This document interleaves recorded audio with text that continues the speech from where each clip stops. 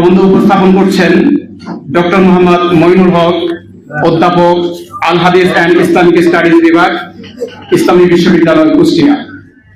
আলহামদুলিল্লাহ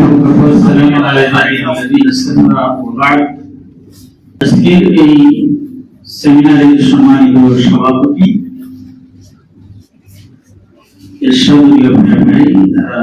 ভারপ্রাপ্ত ইসলামের উপাঞ্জন উপস্থিত আছেন বরেণ্য শিক্ষাবিদ, আলোচক বৃন্দ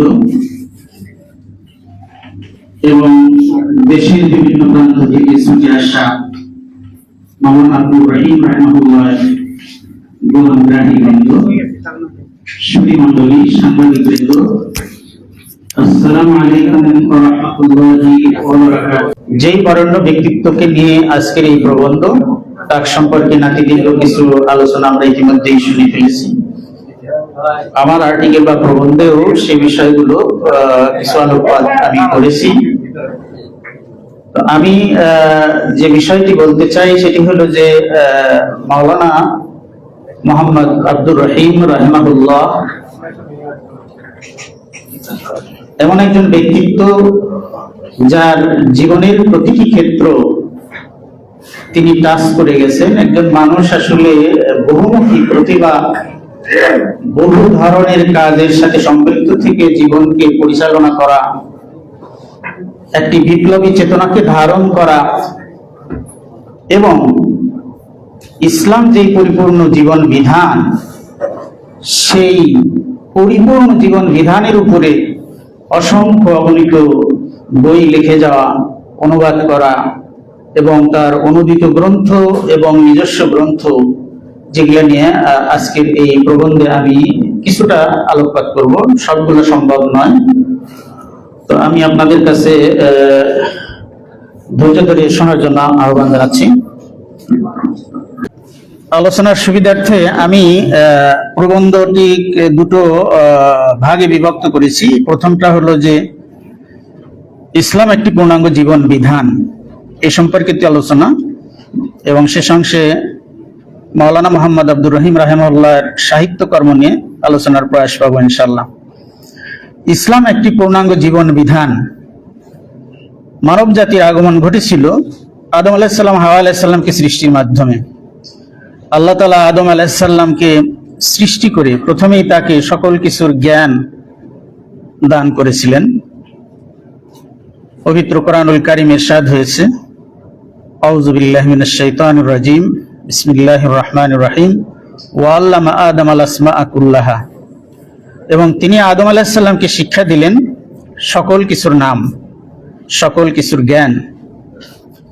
এটি ইলমুন নবুওয়াহ, নবুয়াতি জ্ঞান হিসেবে পরিচিত।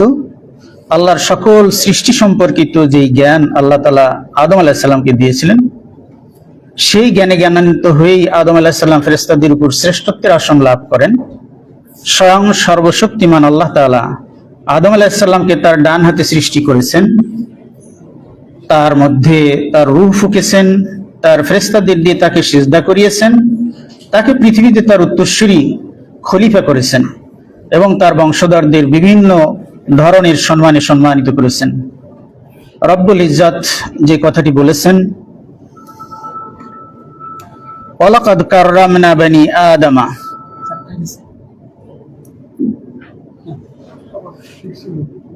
ওয়ালাকাদ কাররামনা বানি আদামা ওয়াজআলনাহুম ওয়া হামালনাহুম ফিল বাররি ওয়াল বাহর ওয়া রাযাকনাহুম মিনাত তাইয়্যিবাতি ওয়া ফাদ্দালনাহুম আলা কাসীরিন মিম্মান খালাকনা তাফদীলা। এভাবে আল্লাহ রাব্বুল আলামিন তাকে সম্মানিত করেন। আদম আলাইহিস সালাম ও হাওয়া আলাইহিস সালামকে বেহেশত থেকে নামিয়ে দিয়ে পৃথিবী আবাদকরণের উদ্দেশ্যে আল্লাহ যে কথাটি বলেছিলেন, কুল নাহবিতু মিনহা জামিআ ফাইম্মা ইয়াতিয়ান্নাকুম মিন্নি হুদান ফামান তাবিআ হুদায়া ফালা খাউফুন আলাইহিম ওয়া লা হুম ইয়াহজানুন। তোমরা সবাই এখান থেকে নেমে যাও, আর যদি আমার পক্ষ থেকে তোমাদের কাছে কোনো হিদায়াত আসে, তাহলে যে আমার হিদায়াত অনুসরণ করবে তার কোনো ভয় থাকবে না, দুঃখ থাকবে না। সূরা বাকারা 38তম আয়াত এটি। এখানে হেদায়েতের প্রসঙ্গ আল্লাহ তাআলা তুলে ধরছেন। হেদায়েত বা দ্বীনের মাধ্যমে আল্লাহ তাআলা আদম সন্তানদের সম্মানিত করেছেন। আল্লাহ তাদের জন্য দ্বীনকে এমন একটি পদ্ধতি হিসেবে গ্রহণ করেছেন যা তাদের একে অপরের সাথে সম্পর্ক, তাদের প্রভুর সাথে সম্পর্ক নিয়ন্ত্রণ করে, এবং তিনি তাদের সকল স্বার্থের নিশ্চয়তা দেন এবং তাদের সকল আশা পূরণ করেন, এবং তারা যা চায় তাদের জন্য মঙ্গলজনক। পৃথিবীতে যখন আদম ও হাওয়া এত দুভাইয়ের সন্তানাদির জীবন শুরু হয়, তখন এমন বিধান আসে যা উদীয়মান পর্যায়ের জন্য উপযুক্ত ছিল, যেখানে সমস্ত চাহিদা পৃথিবীর বাহির থেকে আমদানি করা হতো। যেমন সর্বশক্তিমান আল্লাহ তাআলা বলেছেন, আউযু বিল্লাহি মিনাশ শাইতানির রাজিম, ইন্না লাকা আল্লা তাজুআ ফিহা ওয়া লা তা'রা ওয়া ইন্নাকা লা তাযমা ফিহা ওয়া লা তাদহা। নিশ্চয়ই তুমি সেখানে ক্ষুধার্ত থাকবে না, উলঙ্গ থাকবে না, এবং তুমি সেখানে তৃষ্ণার্ত হবে না, এবং সূর্যের তাপেও আক্রান্ত হবে না। অপর আয়াতে আল্লাহ তাআলা বলেন, ইয়া বনি আদম ক্বাদ আনজালনা আলাইকুম লিবাসান ইউয়ারি সাওআতিকুম ওয়া রিশা ওয়া লিবাসুত তাকওয়া যালিকা খাইর। হে আদম সন্তান, আমরা তোমাদের জন্য পোশাক অর্পণ করেছি যা তোমাদের গোপনাঙ্গ ঢাকবে এবং সাজসজ্জার জন্য, কিন্তু ধার্মিকতার পোশাক এটাই হচ্ছে সর্বোত্তম।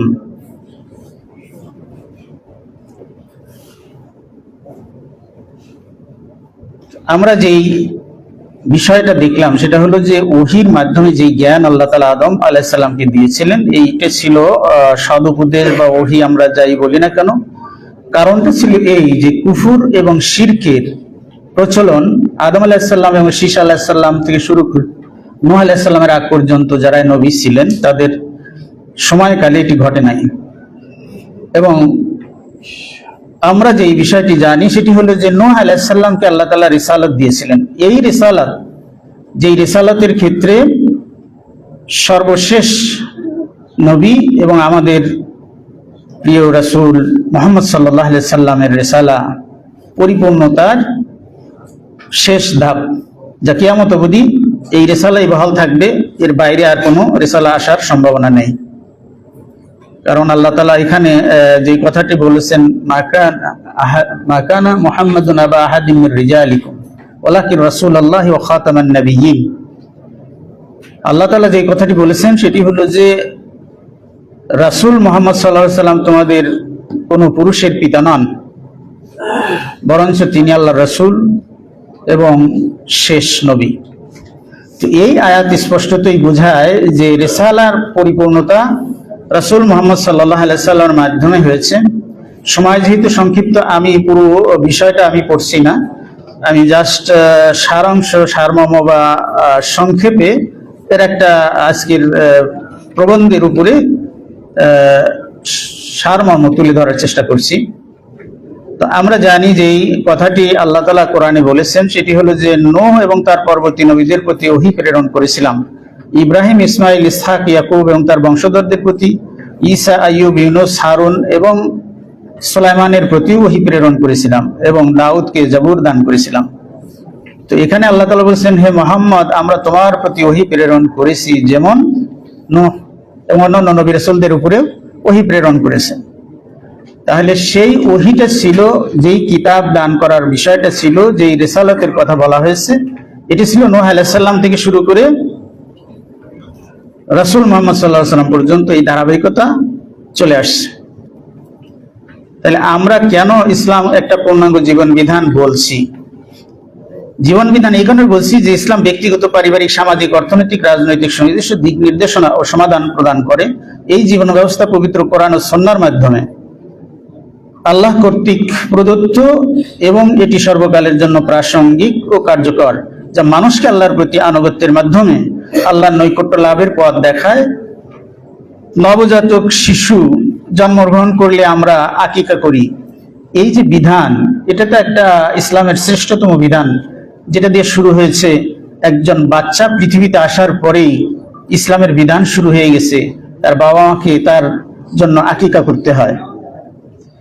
যখন সে মারা যায় তখন তার কবরস্থ করার যে দাফন কাফন করার যে বিষয়গুলো আসে, এটি তার ইসলাম সেই বিষয় কি দিচ্ছে, দিক নির্দেশনা দিয়েছে, কিভাবে তার কাফন হবে, দাফন হবে, এই বিষয়গুলো সবিস্তারিত আল্লাহ তাআলা রাসূলের মাধ্যমে এটার বাস্তবায়ন ঘটিয়েছেন।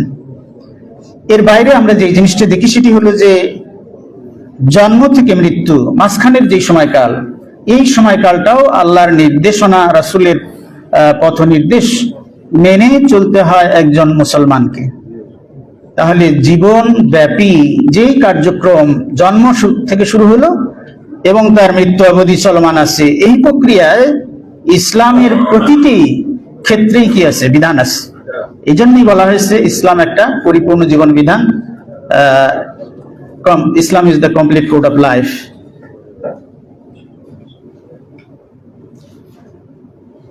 শুধু এই মানব জাতির কথাই আল্লাহ কোরআনে বলছে এমনটি না। আল্লাহ তাআলা বলছেন, ওমা মিন দাব্বাতিন ফিল আরদি ওয়ালা তায়রুন ইয়াতিরু বিজানাহিহি ইল্লা উমামুন আমসালুকুম মা ফাররাতনা ফিল কিতাবি মিন শাই সুম্মা ইলা রাব্বিহিম ইহশারুন।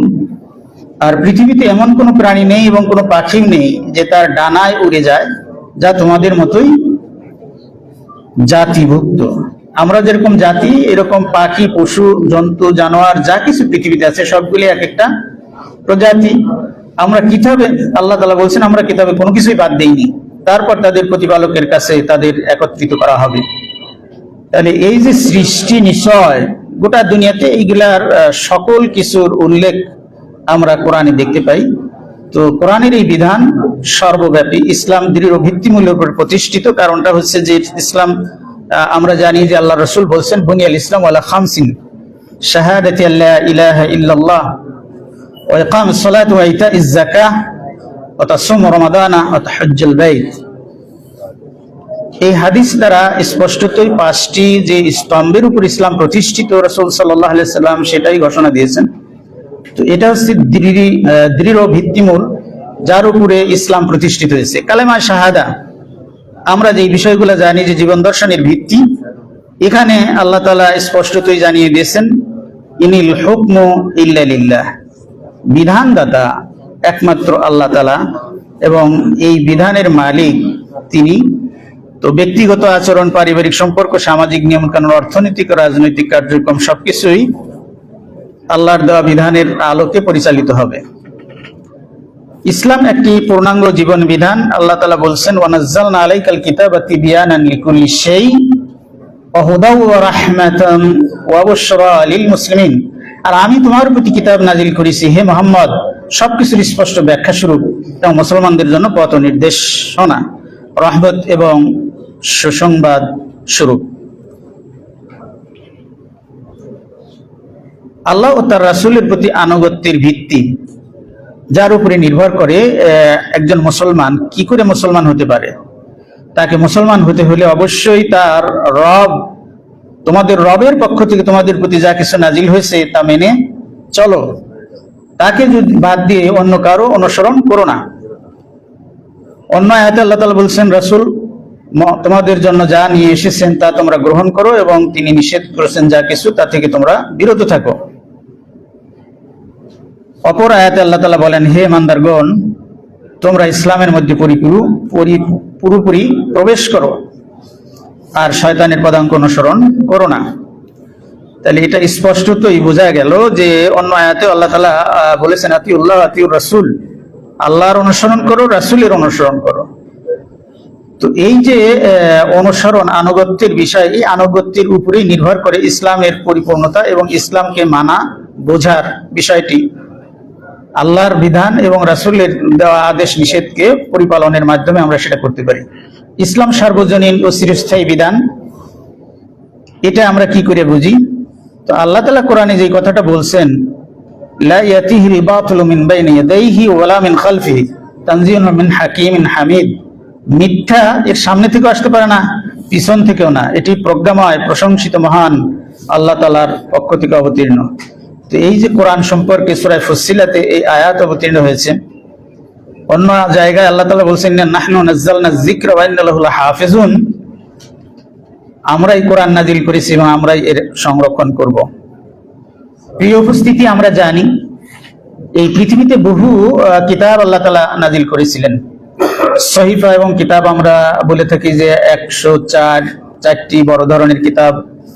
তো এই সব কিছুরই একটা সময় বেঁধে দেওয়া ছিল, সময় চলে গেছে, সেটার পরবর্তী ধাপে এসে অন্য নবী রাসূলদেরকে যা কিছু দেওয়া হয়েছে বাকি আগের গুলা রহিত করা হয়েছে, অথবা কিছু কিছু বিধান বহাল রাখা হয়েছে। যেরকম আমাদের শরীয়তে ইব্রাহিমী শরীয়তের কিছু বিষয় আবশ্যক, যেরকম আমরা হজ পালন করি, কুরবানি করি, এই বিষয়গুলা কিন্তু পুরোটাই ইব্রাহিম আলাইহিস সালামের শরীয়তে ছিল। তাহলে এই যে ধারাবাহিকতা আমরা যে জিনিসটা দেখছি, এটাই প্রমাণ করে যে ইসলাম যে ধর্ম বা দিন, এই দিনটা শুধুমাত্র আমাদের দিন এমনটি না, এই দিন একটাই। আল্লাহ কি বলছেন? ইন্নাদ-দীন ইনদাল্লাহিল ইসলাম, ইসলাম হচ্ছে একমাত্র দিন বা ধর্ম। তো সেই ধর্মের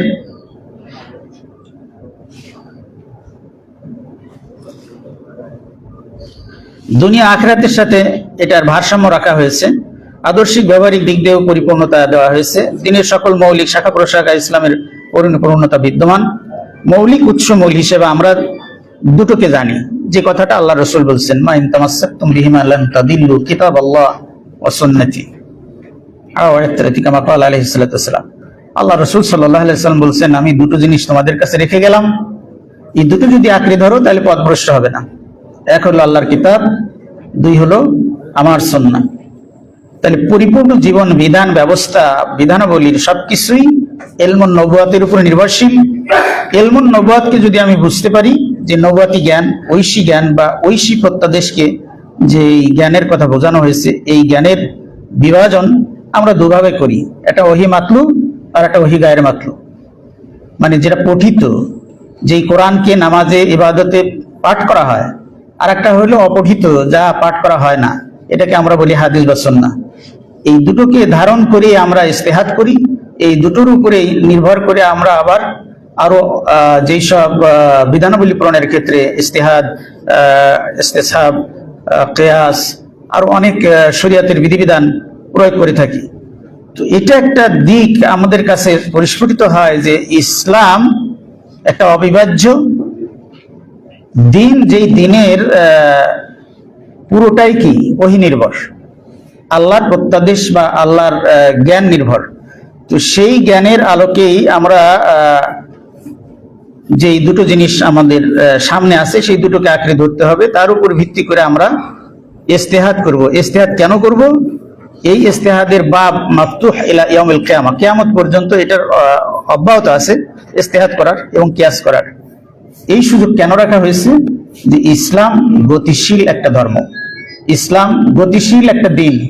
এইখানে যুগের চাহিদা আসবে, উদ্ভাবিত যে কোনো সমস্যা সমাধান কোরআন হাদিসের আলোকে আমাদের খুঁজতে হবে। কিন্তু সেটার ব্যাপারে আমাকে যারা ইসলামী জ্ঞানে পণ্ডিত তাদেরকে অবশ্যই কি সক্রিয়ভাবে ইস্তেহাদে ভূমিকা রাখতে হবে, উত্তর দিতে হবে, জবাব দিতে হবে যুগ জিজ্ঞাসার। তো এজন্য ইসলামকে আমরা অচল ধর্ম বলি না, ইসলাম একটা সচল ধর্ম। তো আমরা যেই বিষয়টা দেখতে চাই সেটা হলো যে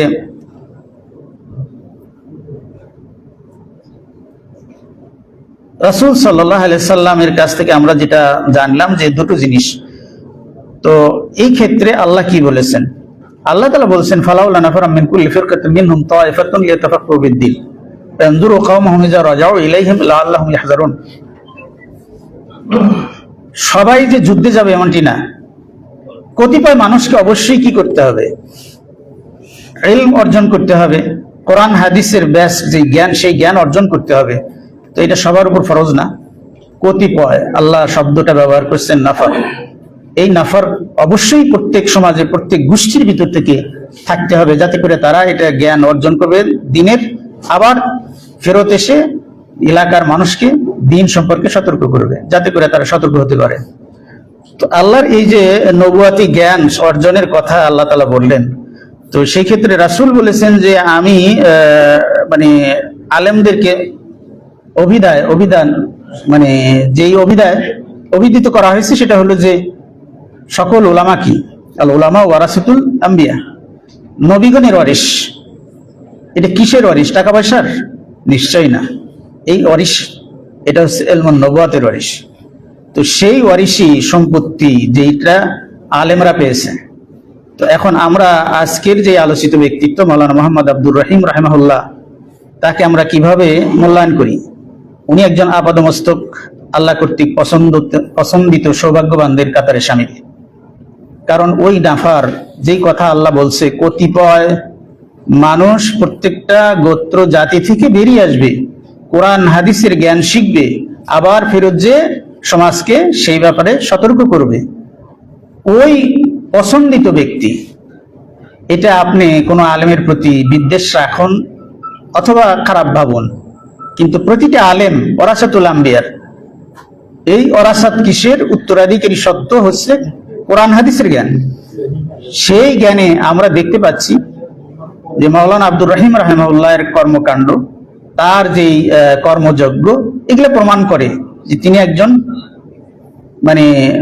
ওরাসাতুল আম্বিয়া, এবং সেই ওরাসাতুল আম্বিয়ার ভাবে আমরা তাকে মূল্যায়ন করি। সেই মূল্যায়নটা হচ্ছে উনি ছিলেন ইলমুন নবুয়াতের ধারক ও বাহক। তো মাওলানা মোহাম্মদ আব্দুর রহিম রহমতুল্লাহ আলাইহির জন্ম বৃত্তান্ত এগুলা আমি বলতে চাচ্ছি না, এগুলা আপনারা শুনেছেন। কর্মজীবন সম্পর্কে আলোকপাত হয়েছে, আমি এটা ছেড়ে যাচ্ছি। বহির্বিশ্বে তার কর্মযজ্ঞ তুলে ধরা হয়েছে। মাওলানা মোহাম্মদ আব্দুর রহিম রহমাল্লাহর সাথে কর্ম, এখান থেকে আমি কিছু কথা বলতে চাই যে মাওলানা মোহাম্মদ আব্দুর রহিম রাহিমাহুল্লাহ একজন বিরল প্রতিভার অধিকারী, প্রথিতযশা শিক্ষাবিদ। তার ক্ষুরদার লেখনী শক্তি তাকে বিংশ শতাব্দীর একজন বরেণ্য ইসলামী চিন্তাবিদ ও ইসলামী সাহিত্যিক হিসেবে পরিচিতি এনে দিয়েছেন। তিনি যে সময়ে লেখাগুলো লিখেছেন তখন সে সব বিষয়ে বাঙালি মুসলমান খুবই কম জ্ঞান রাখত, অর্থাৎ প্রতিভা ছিল যুগের ঊর্ধ্বে।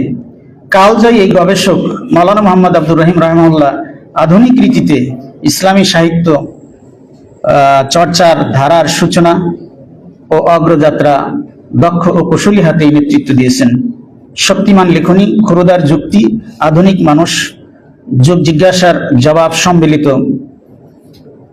রচনা খুব দ্রুত বাংলা ভাষায় ইসলাম চর্চার নতুন দিগত উন্মোচন করেছে।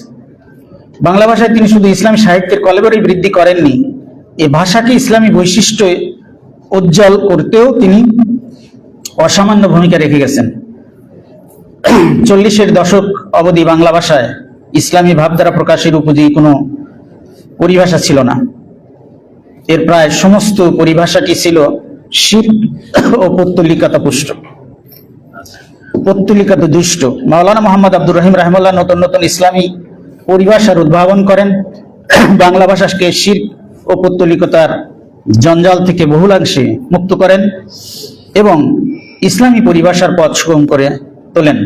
তিনি প্রথম বাংলায় ইসলামী জীবন ব্যবস্থা, ইসলামী রাষ্ট্র ব্যবস্থা, ইসলামী শাসনতন্ত্র, ইসলামী অর্থ ব্যবস্থা, এই পরিভাষাগুলো চালু করেন। তার লেখনীর উপজীব্য বিষয়গুলোর দিকে যদি কেউ গভীরভাবে দৃষ্টি দেয় তাহলে সে দেখতে পাবে ইসলাম একটি পূর্ণাঙ্গ জীবন বিধান। এই বাক্যটির সাথে সংশ্লিষ্ট তার লেখনী সবগুলোই। ইতিমধ্যে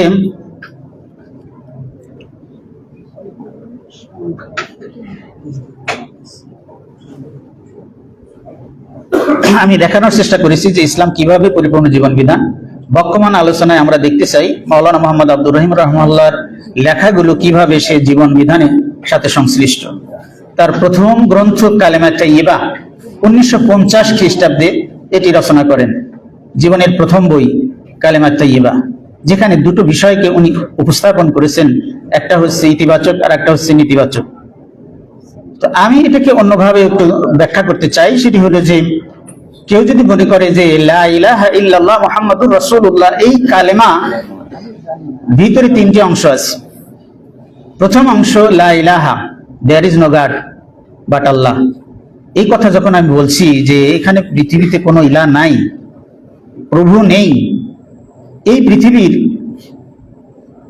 একটা গোষ্ঠী, একটা সম্প্রদায় এই ধরনের বৌদ্ধ বিশ্বাসী বর্তমান দুনিয়াতেও আছে, যারা বিশ্বাস করে there is no God on this earth, এই পৃথিবীতে ইলাহ বলে কিছু নাই।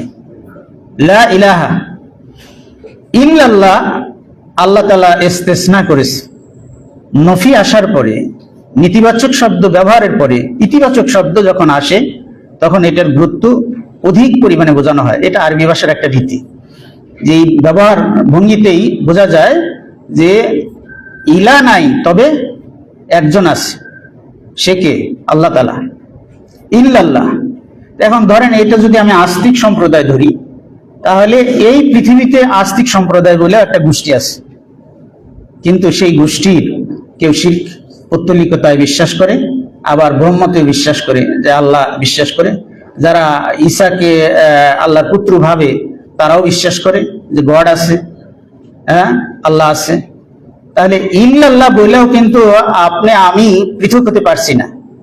যখন আমি এই সাক্ষ্য দিচ্ছি যে মুহাম্মদ আল্লাহর রসুল, তখন সারা দুনিয়ার সমগ্র মানব মণ্ডলী থেকে একটা গোষ্ঠী চিহ্নিত হচ্ছে, সেটা হলো উম্মতে মুহাম্মাদী সাল্লাল্লাহু আলাইহি ওয়াসাল্লাম। তাহলে আমরা কালেমা তাইয়্যিবাকে উনি যেভাবে ব্যাখ্যা করেছেন, কালেমার কিছু দাবি, কালেমার কিছু আহ্বান আছে। যে আহ্বান হচ্ছে যে আপনার যখন ইলাহ স্বীকার করছেন, আপনাকে সব কিছু আত্মসমর্পণ করতে হবে কার কাছে? আল্লাহর কাছে। এই সমর্পণ যদি না করতে পারেন, তাহলে আপনি প্রকৃত অর্থেই কালেমা বোঝেন নাই। ইসলামী রাজনীতির ভূমিকা, এটা সম্পর্কে কিছু আলোকপাত হয়েছে এখানে। গণতান্ত্রিক ব্যবস্থা ও শুরাই নিজাম, হাদিস শরীফ, হাদিস সংকলন এর ইতিহাস। এখানে আমি একটা কথা বলতে চাই যে second source of Islamic law and শরিয়া, ইসলামী ল এবং শরিয়ার দ্বিতীয় উৎস হিসেবে আমরা যেটাকে জানি সেটা হাদিস। তো মাওলানা মুহাম্মদ আব্দুর রহিম রাহিমাহুল্লাহ কোরআনের তাফসির করেছেন, কোরআনের তাফসিরের অনুবাদ করেছেন। তাফহিমুল কোরআনের 19 খণ্ড যেই বাংলা ভাষায় উনি অনুবাদ করেছেন, তার অনুবাদ কর্মযজ্ঞের ভিতরে আরো অনেক ধরনের ভাষার বই ছিল। উনি আরবি ভাষা থেকে বাংলা করেছেন, উর্দু থেকে বাংলা করেছেন, ফার্সি থেকে বাংলা করেছেন। এভাবে ওনার কালজয়ী যারা লেখক, ডক্টর ইউসুফ আল কারদাবি, সৈয়দ কুতুব, মোহাম্মদ শাহিদ এবং মাওলানা মওদুদী রাহিমাহুল্লাহ, সবার মানে উর্দু ভাষা, ফার্সি ভাষা থেকে উনি ইমাম খমিনির বইও বাংলায় অনুবাদ করেছেন। এই বিরল প্রতিভার অধিকারী ব্যক্তিত্ব, তাকে আমরা যেভাবে দেখছি যে উনি হাদিস সংরক্ষণের ইতিহাস কেন তুলে আনলেন, আজকের যুগে আমাদের সামনে এখন বিশাল একটা ফিতনা তৈরি হয়েছে। হাদিস অস্বীকার করার একটা প্রবণতা লক্ষণীয়ভাবে আমরা দেখছি। এই জন্য হাদিস সংরক্ষণ সংকলন সঠিকভাবে হয় নাই, এই ধারণা যারা পোষণ করত সেই সময়কালে, এটা উনি উল্টিয়ে দিয়েছেন। ওনার বক্তব্যে, ওনার বইয়ের লেখনের মাধ্যমে এটা প্রমাণ করেছেন যে হাদিস সংকলনের ইতিহাস, হাদিস সংকলনের যে ইতিহাস, সেই ইতিহাসটা অত্যন্ত জোরালোভাবে উনি উপস্থাপন করছেন। যে সাহাবাদের প্রচেষ্টা, তাবেইনদের প্রচেষ্টা, তাবেইনদের প্রচেষ্টা, পরবর্তী যুগের যারা সংকলক সিয়াসেত্তার ইমামগণ, যারা ছয়খানা হাদিস গ্রন্থ রচনা করেছেন, তারা কিছু নীতিমালা, তারা কিছু মানদণ্ডের উপরে যাচাই বাছাই করে হাদিসগুলোকে সহিহ বা বিশুদ্ধ হাদিস গ্রন্থ হিসেবে উপস্থাপন করছেন জাতির কাছে। তো হাদিসকে যারা অস্বীকার করে, তারা আহলুল কোরআন হিসেবে নিজেদেরকে পরিচয় দেয়, যে আমরা কোরআন মানি, হাদিস মানি না। নাউযুবিল্লাহ মিন যালিক। কারণ আপনি কোরআন, হাদিস ছাড়া কোরআন মানতে পারবেন না। আপনাকে কোরআন বলছে আকিমুস সালাত, নামাজ আদায় করেন। তো এখন আপনি নামাজ পড়লেন, 5 ওয়াক্ত কোথায় পাইলেন? এটা আমরা পেয়েছি কোথায়? হাদিস। তো এই যে হাদিসের বিষয় কেন্দ্রিক ওনার আমরা দেখি যেটা, সেটা হলো উনি হাদিসের 3 খণ্ডে হাদিস শরীফ 3 খণ্ড উনি রচনা করেছেন, বাংলা ভাষায় অনুবাদ করেছেন হাদিসের। সেটা বাংলা ভাষাভাষী মানুষের কাছে পৌঁছানোর চেষ্টা করেছেন। আবার হাদিস সংকলনের ইতিহাস লিখে দাঁত ভাঙ্গা জবাবও দিচ্ছেন যারা হাদিস অস্বীকারী তাদের। পরিবার ও পারিবারিক জীবন, এই বিষয়ে আমি একটা কথাই বলবো, যেটা হলো যে 20 শতাব্দীর জাহেলিয়াত উনি স্বচক্ষে দেখেছেন। কারণ উনি 20 শতাব্দীর একজন লেখক, গবেষক এবং একজন প্রাজ্ঞ রাজনীতিবিদ। ওনার ব্যক্তিত্বের কাছেই আমরা হার মেনে যাব। কারণটা হচ্ছে যে আমরা অনেকে জানি না যেই পাশ্চাত্য সমাজ ব্যবস্থা সম্পর্কে ওনার যেই ধারণা ছিল, সেই ধারণার আলোকে এগুলাকে মূলোৎপাটন করার জন্যই উনি লিখেছেন পরিবার ও পারিবারিক জীবন। তো পাশ্চাত্যে মানুষের ঘর আছে, বাসা আছে, বাড়ি আছে, কিন্তু রাত কাটায় নাইট ক্লাবে, বারে অথবা অন্য কোথাও। তার অর্থটা দাঁড়াইল এই যে তারা স্পষ্টতই পারিবারিক জীবন ধ্বংস করে ফেলছে। পরিবার সমাজ গঠনের পূর্বশর্ত। আপনার পরিবার যদি ভালো না হয়, সুস্থ না হয়, তার সমাজ সুস্থ হবে না, রাষ্ট্রও সুস্থ হবে না। তো এই জন্য পরিবার ও পারিবারিক জীবন তার এক উল্লেখযোগ্য গ্রন্থ। আল কোরআনে রাষ্ট্র, সরকার, খিলাফতে রাশেদা, রাসূলুল্লাহর বিপ্লবী জীবন, শিক্ষা, সাহিত্য, সংস্কৃতি, সুন্নাত ও বেদাত, আল্লাহর হক ও বান্দার হক, অপরাধ প্রতিরোধে ইসলাম, এই যে বিষয়গুলো আল কোরআনের আলোকে উন্নত জীবনের আদর্শ, যুগ জিজ্ঞাসার জবাব। তো আমরা যেই যুগে বাস করছি, এই যুগটা আমরা বলছি যে আল্ট্রা মডার্ন, মানে আলফার যুগে চলে আসতেছি আমরা। সেটা বিষয়টা এরকম যে ওনার সময়কালেও সমাজতন্ত্র এবং গণতন্ত্র, পুঁজিবাদ এবং সমাজতান্ত্রিক অর্থনীতি, যেটা সোশ্যালিজম বলছি আমরা, সেই সময়কালে একটা রমরমা অবস্থা ছিল। মানে বিংশ শতাব্দীতে, আজকে আমরা একবিংশ শতাব্দীতে দাঁড়িয়ে আছি। অলরেডি 25 বছর চলমান একবিংশ শতাব্দীর। তো বিংশ শতাব্দীতেই ওনার জীবনের অবসানও ঘটেছে। ওনার জীবনের শুরু শেষ বিংশ শতাব্দীতে। তো এই সময়কালে উদ্ভাবিত পাশ্চাত্যের যেসব মানবরচিত মতবাদ, সেগুলাকে ভণ্ডুল করার জন্য ওনার লেখনী ছিল খোরদার। উনি সমাজতন্ত্র, উনি পুঁজিবাদ এর বিরুদ্ধে বই লিখেছেন। সেই বিষয়গুলো ছিল যে ইসলাম ও সমাজতন্ত্র, ইসলাম ও পুঁজিবাদ, জাতীয় জাতীয়তাবাদ, দাস প্রথা ও ইসলাম, সৃষ্টি তথ্য, জাকাত ও ওসর, হজ্জের দর্শন ও ইতিহাস, ইতিহাস বিজ্ঞান, ইসলামী শরীয়তের উৎস, অন্যায় ও অসত্যের বিরুদ্ধে ইসলাম, জিহাদ, ওমর ইবনে আব্দুল আজিজ, ইবনে তাইমিয়া, শাহ ওলিউল্লাহ দেহলভির সমাজ দর্শন, খোদাকে অস্বীকার করা হচ্ছে কেন, কোরআন কিভাবে পড়তে হবে, ইত্যাদি যে বই রচনা করেছেন। আমরা 70টির মতো বই আমরা দেখতে পাই ওনার নিজস্ব রচনা সামগ্রী। তার এর বাইরে আমরা অনুবাদ গ্রন্থ প্রায় 70টি আমরা দেখতে পেয়েছি তার জীবনীর ভিতরে। ইসলামিক ফাউন্ডেশন বাংলাদেশ তার মেধা ও প্রতিভার মূল্যায়ন করে 1977 ও 83 সালে তাকে মৌলিক গবেষণা ও অনুবাদ কর্মের জন্য 2টি পুরস্কার দিয়েছে। আমরা বিশ্বাস করি সেটি হলো যে জ্ঞানের উৎসমূল ওহী বা ঐশী জ্ঞান বা দ্বীন ইসলাম। পৃথিবীর বহুমুখী জ্ঞানের বিকশিত ধারাও ইসলাম তথা ঐশী জ্ঞানের গবেষণালব্ধ, সঞ্চিত অভিজ্ঞতালব্ধ জ্ঞানের সমাহার। সে জ্ঞানকে ইসলাম বিভাজিত করেনি, যা করেছে পাশ্চাত্য। ব্যক্তি, পরিবার, সমাজ, অর্থনীতি, রাষ্ট্রনীতি, ভূগোল, পরিবেশ, স্থাপত্যবিদ্যা, জ্যোতির্বিদ্যা, ইতিহাস, কলা, সাহিত্য, সবটাতেই রয়েছে আল্লাহর কোরআনের নির্দেশনা, রাসূল সাল্লাল্লাহু আলাইহি সাল্লামের দিক নির্দেশনা। স্বাস্থ্য ও যৌন বিজ্ঞান সম্পর্কে ইসলাম যা বলেছে, পাশ্চাত্য এখনো তা উপলব্ধি করতে পারে নাই। সমস্যাটি হলো পাশ্চাত্য শিক্ষা থেকে দ্বীনকে বিতাড়িত করেছে। অতীতে আমাদের পূর্বপুরুষরা ইসলাম, সামাজিক বিজ্ঞান ও বিজ্ঞানের বহুবিধ শাখায় বিচরণ করেছেন। মাওলানা আব্দুর রহিম রাহিমাহুল্লাহ তাদেরই একজন, যিনি ইসলামকে অবিভাজ্য সত্তা হিসেবে দেখেছেন, পূর্ণাঙ্গ জীবন বিধান হিসেবে জ্ঞানের বহুবিধ শাখায় রচনা করে গেছেন তার ইসলামী সাহিত্যের রত্নভাণ্ডার। মাওলানা মোহাম্মদ আব্দুর রহিম রাহিমাহুল্লাহের বিশাল কর্মযজ্ঞকে ক্ষুদ্র প্রবন্ধে উপস্থাপন অত্যন্ত দ্রোহ। আল্লাহ আমাদের ক্ষুদ্র প্রয়াসকে কবুল করুন। তো আমরা যেই জ্ঞানের কথা বলি, পাশ্চাত্য জগৎ দ্বীনহীন জ্ঞান তৈরি করেছে, আর আমরা সেটিকে বলছি যে এটা ইসলামে নাই। বিষয়গুলো হলো এই যে আমরা আসলে বুঝি নেই। ধরেন আপনি বলছেন যে নাস্তিক্যবাদ সমাজতন্ত্রকেও জ্ঞান মনে করতেছে, এটা নাজায়েজ জ্ঞান। আপনি জানলেন কোত্থেকে? আপনার কাছে কোরআনের জ্ঞান আছে, হাদিসের জ্ঞান আছে, এই হিসাবে জানছেন যে ওই জ্ঞানটা হারাম। তাহলে ওহির বাইরে গেল নাকি? যেটা হারাম সেটা জানছেন কিভাবে?